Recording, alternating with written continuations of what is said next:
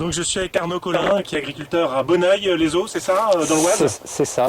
Alors donc vous étiez en train d'échaumer là avec un Claas RS 697 et un Rasol. Hein. Oui. Donc le Claas, vous l'avez depuis combien de temps? Il vient d'avoir 4 ans. Voilà, 4 ans. Il a environ 1200-1300 heures. Donc il fait à peu près 300 heures par an. Hein. Ah oui, pas plus que ça? Non. Alors donc, vous me disiez à l'instant que vous aviez passé ce tracteur au banc, au banc de puissance. Oui, j'ai passé le tracteur au banc il y a un mois. Voilà, donc il était donné pour 112 ou 115 chevaux, 115 chevaux prise de force. Et à l'issue le résultat du banc d'essai me donnait 15 chevaux en plus par rapport à la norme constructeur. Voilà, donc un tracteur. Et pourquoi vous l'aviez passé?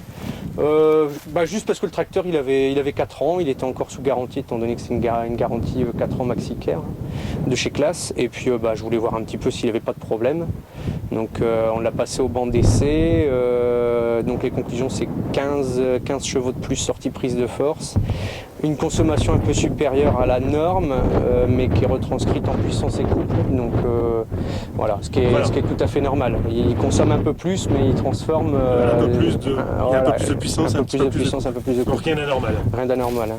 D'accord. C'est un tracteur qui est, je trouve, relativement coupleux quoi, pour ce que je fais. Il s'en sort plutôt très bien. Quoi.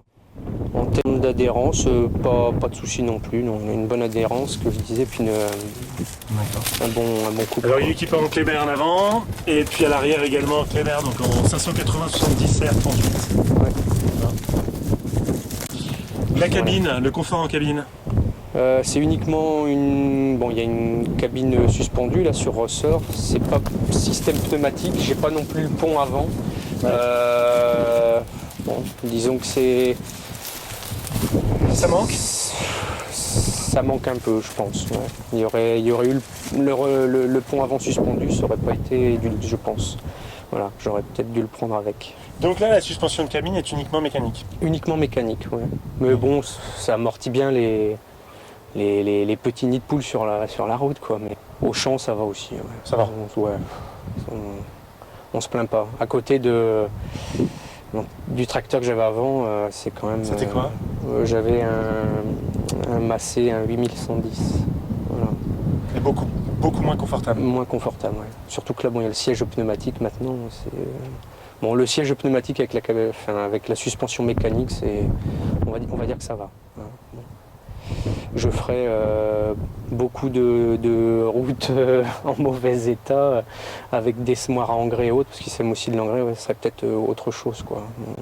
Alors vous me disiez, j'ai eu un petit souci de réservoir. Oui, mais on ne sait pas si c'est dû au tracteur ou si c'est dû à votre fuel. Quoi. Voilà, je sais pas. Qu'est-ce qu'il y a eu en fait? Je retrouvais des particules noires au niveau du pré-filtre, là, sortie réservoir, des particules noires, enfin ça faisait comme des bouts de caoutchouc. C'était assez bizarre. Ici. Et donc en gros le tracteur, au bout de 100 heures, je l'ai eu, toutes les 20 heures, j'étais bon pour changer des filtres à gasoil. Donc on m'a changé le réservoir une première fois et puis bon, je continue encore à être un peu embêté, donc je suppose que ça vient de mon fuel, je l'avais fait analyser, mais on n'y avait rien retrouvé de particulier.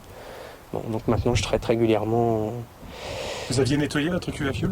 La cuve à fuel, je ne l'avais pas encore nettoyée, elle avait 7 ans, 6 ans, 7 ans. Ouais, ça faisait 6-7 ans qu'elle n'avait pas été nettoyée. Bon, c'est une cuve acier, alors probablement plus sensible. Est-ce que les autres tracteurs de l'exploitation sont embêtés? Non, mais ils n'ont pas des filtres à eau, hein, donc j'ai un autre tracteur qui... Et vous n'avez jamais changé les filtres à carburant sur l'autre tracteur? Sur l'autre, non. Qu'est-ce que c'est?